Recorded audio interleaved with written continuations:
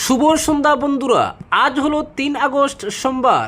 আজকের সন্ধ্যার বিশেষ বিশেষ খবর হলো আসাম সরকারের উদ্যোগে বন্যা দুর্গত পরিবারগুলির হাতে পৌঁছাতে শুরু করলো 15,000 টাকার অন্তর্বর্তীকালীন সহায়তা।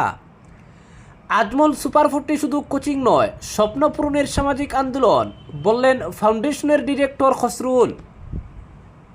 শিলচরের পুরাতন লক্ষ্মীপুর রোডে দুর্ঘটনায় আহত যুবকের মৃত্যু। নির্ধারিত সময়ের মধ্যে আধার সংযুক্তি না করলে বন্ধ হতে পারে ভর্তুকি। গ্যাস পরিষেবাতেও দেখা দিতে পারে জটিলতা।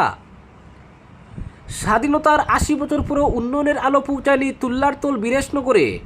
মৌলিক পরিষেবা থেকে বঞ্চিত প্রায় 50 পরিবার। নির্মাণের 1.5 বছরের মধ্যেই বেহাল দোলাই গুরুদয়ালপুর সড়ক। নিম্নমানের কাজের অভিযোগে ক্ষুব্ধ এলাকাবাসী। বরাকবঙ্গের বাংলা ডিপ্লোমা কোর্সে ভর্তির প্রক্রিয়া শুরু। নিজ দেশ নাগরিকত্ব নিশ্চিত না করলে বিদেশি নাগরিককে বিতাড়িত করা যাবে না, সুপ্রিম কোর্টে হলফনামা দিয়ে বলল স্বরাষ্ট্র মন্ত্রক। এবং সর্বশেষ খবরটি হল বন্যা ত্রাণে রাজ্যকে 21 কোটি অনুদান নীতা আম্বানির। এবারে শুনুন বিস্তারিত খবর। উজান অসমের ভয়াবহ বন্যায় ক্ষতিগ্রস্ত মানুষের পাশে দাঁড়াতে দ্রুত পদক্ষেপ নিয়েছে আসাম সরকার। মুখ্যমন্ত্রী ডক্টর হিমন্ত বিশ্ব শর্মার ঘোষণা মাফিক বন্যা কবলিত পরিবারগুলির জন্য 15,000 টাকার অন্তর্বর্তীকালীন আর্থিক সহায়তার প্রথম কিস্তি আজ আনুষ্ঠানিকভাবে ছেড়ে দেওয়া হয়েছে। গত 2 আগস্ট থেকে ডিব্রুগড়ে অবস্থান করে বন্যা পরিস্থিতি পর্যালোচনা করছেন মুখ্যমন্ত্রী। আজ ডিব্রুগড়ে অবস্থিত মুখ্যমন্ত্রীর সচিবালয়ে তিনি প্রথম পর্যায়ের আর্থিক সহায়তা বিতরণ কর্মসূচির উদ্বোধন করেন। এর ফলে আজ থেকেই ক্ষতিগ্রস্ত পরিবারগুলির ব্যাংক অ্যাকাউন্টে 15,000 টাকা করে জমা পড়তে শুরু করেছে। রাজ্য সরকারের তথ্য অনুযায়ী চড়াইদেও, শিবসাগর, যোরহাট ও গোলাঘাট জেলার মোট 62,496টি বন্যা দুর্গত পরিবার এই সহায়তার আওতায় এসেছে। এর মধ্যে শিবসাগরে 35,298টি, চড়াইদেওতে 19,883টি, যোরহাটে 4,922টি এবং গোলাঘাটে 2,553টি পরিবার 15,000 টাকা করে পাচ্ছে। মুখ্যমন্ত্রী জানান, দ্বিতীয় পর্যায়ে ক্ষতিগ্রস্ত পরিবারগুলিকে আরও 10,000 টাকা করে আর্থিক সহায়তা দেওয়া হবে। পাশাপাশি বন্যা কবলিত এলাকার মানুষের বীমার দাবি দ্রুত নিষ্পত্তির জন্য বীমা সংস্থাগুলির সঙ্গে ইতিমধ্যেই আলোচনা সম্পন্ন হয়েছে বলেও তিনি উল্লেখ করেন। এছাড়া বন্যা ক্ষতিগ্রস্ত বিদ্যালয়গুলির সংস্কার ও পুনর্বাসনের জন্য প্রতিটি বিদ্যালয়কে 2 লক্ষ থেকে 2,10,000 টাকা পর্যন্ত আর্থিক সহায়তা দেওয়ার ঘোষণাও করেন মুখ্যমন্ত্রী। পরবর্তী খবরটি হল শিলচরের পুরাতন লক্ষ্মীপুর রোডে দুর্ঘটনায় আহত যুবকের মৃত্যু। শিলচরের পুরাতন লক্ষ্মীপুর রোডে নতুন সড়কের পাশে এক ভয়াবহ সড়ক দুর্ঘটনায় গুরুতর আহত যুবকের মৃত্যু ঘটল। মৃত যুবক বেরেঙ্গা দ্বিতীয় খণ্ডের জুনেদ আহমেদ লস্কর। তিনি জামিল আহমেদ লস্করের দ্বিতীয় ছেলে। 3 দিন আগে বাইক ও স্কুটির মুখোমুখি সংঘর্ষে গুরুতর আহত হন বাইক চালক জুনেদ আহমেদ। প্রথমে শিলচর মেডিকেল কলেজ হাসপাতালে ভর্তি করা হয়, পরবর্তীতে উন্নত চিকিৎসার জন্য গুয়াহাটি নিয়ে যাওয়া হয়, কিন্তু সব চেষ্টাকে ব্যর্থ করে রবিবার বিকেল 3টা নাগাদ মৃত্যুর কোলে ঢলে পড়েন জুনেদ। উল্লেখ্য, 30 জুলাই পুরাতন লক্ষ্মীপুর রোডে বাইক ও স্কুটির মুখোমুখি সংঘর্ষের জেরে দুর্ঘটনাটি ঘটে। সংঘর্ষের তীব্রতা এতটাই ছিল যে দুটি বাহন সম্পূর্ণ দুমড়ে মুচড়ে যায়। স্কুটির আহত 2 ব্যক্তি বাগপুরের বাসিন্দা। পরবর্তী খবরটি হলো আজমল সুপার 40 শুধু কোচিং নয়, স্বপ্ন পূরণের সামাজিক আন্দোলন, বললেন ফাউন্ডেশনের ডিরেক্টর খসরুল। আর্থিকভাবে পিছিয়ে থাকা মেধাবী শিক্ষার্থীদের চিকিৎসক হওয়ার স্বপ্ন বাস্তবায়নে আজমল সুপার 40 গুরুত্বপূর্ণ ভূমিকা পালন করছে। চলতি বছরের নিট পরীক্ষায় সফল শিক্ষার্থীদের সংবর্ধনা অনুষ্ঠানে এমনই মন্তব্য করেন আজমল ফাউন্ডেশনের ডিরেক্টর ডক্টর খসরুল ইসলাম। তিনি বলেন, আজমল সুপার 40 শুধুমাত্র একটি কোচিং প্রতিষ্ঠান নয়, এটি শিক্ষা, মানবিকতা ও স্বপ্ন পূরণের এক সামাজিক আন্দোলন। অনুষ্ঠানে কৃতি শিক্ষার্থীদের ফুল, সম্মাননাপত্র ও স্মারক উপহার দিয়ে সংবর্ধিত করা হয়। পাশাপাশি তাদের অভিভাবকদেরও সম্মান জানানো হয়। উৎসবমুখর পরিবেশে আয়োজিত এই অনুষ্ঠানে শিক্ষার্থী, শিক্ষক, অভিভাবক ও বিশিষ্টজনদের উপস্থিতিতে সাফল্যের আনন্দ ভাগ করে নেওয়া হয়। বক্তব্যে ডক্টর খসরুল ইসলাম বলেন, শিক্ষা একটি জাতির উন্নয়নের প্রধান ভিত্তি। আর্থিক সীমাবদ্ধতা যেন কোনো মেধাবী শিক্ষার্থীর স্বপ্ন পূরণের পথে বাধা না হয়, সেই লক্ষ্যেই আজমল ফাউন্ডেশন দীর্ঘদিন ধরে কাজ করে যাচ্ছে। তিনি আরও বলেন, দক্ষ চিকিৎসক তৈরির পাশাপাশি মানবিক মূল্যবোধ সম্পন্ন মানুষ গড়ে তোলাও প্রতিষ্ঠানটির অন্যতম লক্ষ্য। তিনি উল্লেখ করেন, প্রতিযোগিতামূলক পরীক্ষা সফল হতে শুধু বই পড়া যথেষ্ট নয়, সঠিক পরিকল্পনা, অভিজ্ঞ শিক্ষকদের দিক নির্দেশনা, নিয়মিত অনুশীলন, আত্মবিশ্বাস ও শৃঙ্খলাই সাফল্যের মূল চাবিকাঠি। আজমল সুপার 40 শিক্ষার্থীদের একাডেমিক প্রস্তুতির পাশাপাশি মানসিক বিকাশ ও মানবিক মূল্যবোধ গড়ে তুলতেও সমান গুরুত্ব দেয়। এর ফলেই প্রতি বছর নিট সহ বিভিন্ন জাতীয় স্তরের পরীক্ষায় প্রতিষ্ঠানটির শিক্ষার্থীরা উল্লেখযোগ্য সাফল্য অর্জন করেছে। পরবর্তী খবরটি হলো, এলপিজি গ্রাহকদের জন্য অত্যন্ত গুরুত্বপূর্ণ ও জরুরি বিজ্ঞপ্তি জারি করেছে পাথারকান্দি গ্যাস এজেন্সি। এজেন্সির পক্ষ থেকে জানানো হয়েছে, আগামী 16 আগস্টের মধ্যে প্রত্যেক গ্রাহককে তাদের রান্নার গ্যাস সংযোগের সঙ্গে আধার কার্ড সংযুক্ত করে ইকেওয়াইসি প্রক্রিয়া সম্পন্ন করতে হবে। নির্ধারিত সময়সীমার মধ্যে এই প্রক্রিয়া সম্পন্ন না করলে ভবিষ্যতে সরকারি ভর্তুকি পাওয়া থেকে বঞ্চিত হওয়ার পাশাপাশি গ্যাস পরিষেবা গ্রহণের ক্ষেত্রেও বিভিন্ন ধরনের সমস্যার সম্মুখীন হতে পারে। গ্যাস এজেন্সি সূত্রে জানা গেছে, যেসব গ্রাহক এখনও পর্যন্ত ইকেওয়াইসি সম্পন্ন করেননি তাদের নিবন্ধিত মোবাইল নম্বরে ইতিমধ্যে ইন্ডিয়ান অয়েলের পক্ষ থেকে SMS পাঠিয়ে বিষয়টি জানিয়ে দেওয়া হয়েছে। সেই বার্তায় দ্রুত ইকেওয়াইসি সম্পন্ন করার অনুরোধ করা হয়েছে, যাতে ভবিষ্যতে কোনো ধরনের পরিষেবা বিঘ্নিত না হয়।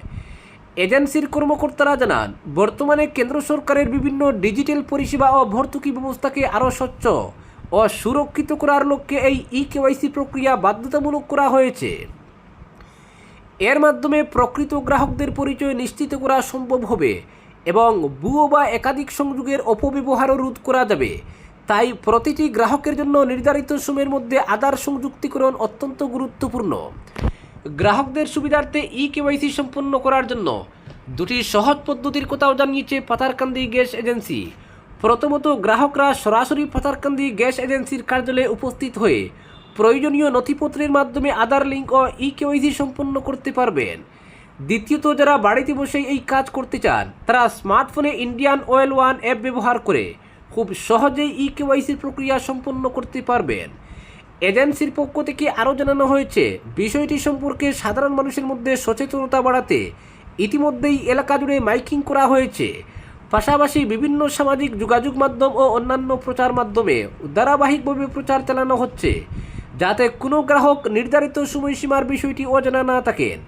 পাথারকান্দি গ্যাস এজেন্সি কর্তৃপক্ষ সকল সম্মানিত গ্রাহকের কাছে বিশেষ অনুরোধ জানিয়েছে, শেষ মুহূর্তের ভিড় ও অপ্রয়োজনীয় হয়রানি এড়াতে যত দ্রুত সম্ভব আগামী 16 আগস্টের মধ্যে ইকেওয়াইসি প্রক্রিয়া সম্পন্ন করুন। পরবর্তী খবরটি হল, বরাক উপত্যকা বঙ্গ সাহিত্য ও সংস্কৃতি সম্মেলন পরিচালিত দূর শিক্ষা কেন্দ্রের ব্যবস্থাপনায় 1 বছরের বাংলা ডিপ্লোমা কোর্সে চলতি 2026-27 শিক্ষাবর্ষে ভর্তির প্রক্রিয়া শুরু হয়েছে। এই কোর্সে ভর্তির জন্য আবেদনের অনলাইন রেজিস্ট্রেশন 3 আগস্ট থেকে শুরু হয়েছে এবং 16 আগস্ট আবেদন গ্রহণের শেষ দিন। দূর শিক্ষা কেন্দ্রের অবৈতনিক নিবন্ধক ডক্টর সব্যসাচীরা এক বিজ্ঞপ্তিতে এই তথ্য জানিয়েছেন। এই ভর্তি সংক্রান্ত বিস্তারিত তথ্য, নির্দেশাবলী এবং পরবর্তী পদক্ষেপ সম্পর্কে জানতে আগ্রহী ছাত্রছাত্রীদের সম্মেলনের ওয়েবসাইট borakbongo.in দেখতে অনুরোধ করা হচ্ছে। পরবর্তী খবরটি হল, নিজ দেশ নাগরিকত্ব নিশ্চিত না করলে বিদেশি নাগরিককে বিতাড়ন করা যাবে না, সুপ্রিম কোর্টে হলফনামা দিয়ে বলল স্বরাষ্ট্র মন্ত্রক। প্রেস ট্রাস্ট অফ ইন্ডিয়ার একটি প্রতিবেদন অনুসারে কোনো বিদেশি নাগরিকের নিজ দেশ যদি তাদের নাগরিকত্ব নিশ্চিত না করে এবং তাদের ফেরত নিতে রাজি না হয় তবে তাদের বিতাড়িত করা যাবে না। সুপ্রিম কোর্টকে একথা জানিয়েছে কেন্দ্রীয় স্বরাষ্ট্র মন্ত্রক। আসামে কোনো ধরনের বিতাড়নের সম্ভাবনা ছাড়াই যাদের বিদেশি বলে ঘোষণা করা হয়েছে তাদের অনির্দিষ্টকালের জন্য আটকে রাখার চ্যালেঞ্জ জানিয়ে করা একটি আবেদনের শুনানিতে সুপ্রিম কোর্টে জমা দেওয়া হলফনামায় মন্ত্রক এই বিবৃতি দেয়। সংবাদ সংস্থার উদ্ধৃতি অনুযায়ী স্বরাষ্ট্র মন্ত্রক জানায় যে বিদেশি নাগরিকের নাগরিকত্ব অজানা বা যাচাই করা হয়নি তাদের নিজ দেশ থেকে নাগরিকত্বের নিশ্চিতকরণ অথবা বৈধ ভ্রমণনথির উপস্থিতি অথবা গৃহীত হওয়ার সম্মতি পাওয়ার পরেই কেবল সেই নিজ দেশে পাঠানো যেতে পারে। নাগরিকত্ব যাচাইকরণ ছাড়া বিতরণ প্রক্রিয়া শুরু করা সম্ভব নয়। হলফনামায় আরও বলা হয়েছে যে কোনো বিদেশি নাগরিককে আদালত কর্তৃক প্রদত্ত সাজা বা আদালতের আইনি প্রক্রিয়া সম্পন্ন হওয়ার পরে সংশ্লিষ্ট রাজ্য, কেন্দ্রশাসিত অঞ্চল বা ফরেনার্স আঞ্চলিক রেজিস্ট্রেশন অফিস দ্বারা বিতাড়িত করা যেতে পারে, তবে তা তখনই সম্ভব যদি ব্যক্তির কাছে একটি বৈধ ভ্রমণনথি বা পাসপোর্ট থাকে এবং তার বিরুদ্ধে অন্য কোনো ফৌজদারি মামলা বিচারাধীন না থাকে। স্বরাষ্ট্রমন্ত্রক বলে কাউকে বিতাড়িত করার আগে নাগরিকত্ব যাচাইকরণ প্রক্রিয়ার মাধ্যমে সংশ্লিষ্ট দেশের দূতাবাস অথবা হাইকমিশন থেকে প্রয়োজনীয় ভ্রমণ নথি সংগ্রহ করা আবশ্যক। সাম্প্রতিক মাসগুলোতে পশ্চিমবঙ্গ ও ত্রিপুরা সহ বিভিন্ন রাজ্যে ভারতীয় জনতা পার্টির সরকার নথিভুক্তহীন ব্যক্তিদের অবৈধ অভিবাসী আখ্যা দিয়ে তাদের বিরুদ্ধে কঠোর অভিযান শুরু করেছে। 7 জুন পশ্চিমবঙ্গের মুখ্যমন্ত্রী শুভেন্দু অধিকারী জানিয়েছিলেন যে তার নতুন সরকার ইতিমধ্যেই প্রায় 4800 জন অবৈধ অভিবাসীকে ফেরত পাঠিয়েছে এবং আরও 836 জনকে অস্থায়ী ডিটেনশন সেন্টারে রাখা হয়েছে। শুভেন্দু অধিকারী সীমান্তে ভারতীয় সীমান্ত রক্ষা বাহিনীকে প্রায় 100 কিলোমিটার দীর্ঘ সীমান্ত বেড়া নির্মাণের জন্য জমিও বরাদ্দ করেছেন। গত বছর এক খোলা চিঠিতে একদল সমাজকর্মী, আইনজীবী ও শিক্ষাবিদ আসামের ট্রাইব্যুনাল কর্তৃক বিদেশি ঘোষিত একদল মানুষকে আটক রাখা ও বাংলাদেশে আনুমানিক পুশব্যাকের কঠোর নিন্দা জানিয়েছিলেন। তারা সরকারকে এই ধরনের বহিষ্কার বন্ধ করতে এবং সীমান্তের ওপারে পাঠিয়ে দেওয়া ব্যক্তিদের ফিরিয়ে আনার অনুমতি দেওয়ার জন্য অনুরোধ করেছিলেন।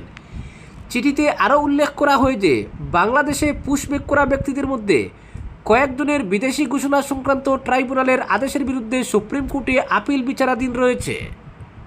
পরবর্তী খবরটি হলো, আসামের বন্যা দুর্গতদের সহায়তার জন্য রিলায়েন্স ফাউন্ডেশনের প্রতিষ্ঠাতা ও চেয়ারপারসন নীতা আম্বানি মুখ্যমন্ত্রীর ত্রাণ তহবিলে 21 কোটি টাকা অনুদান দিয়েছেন।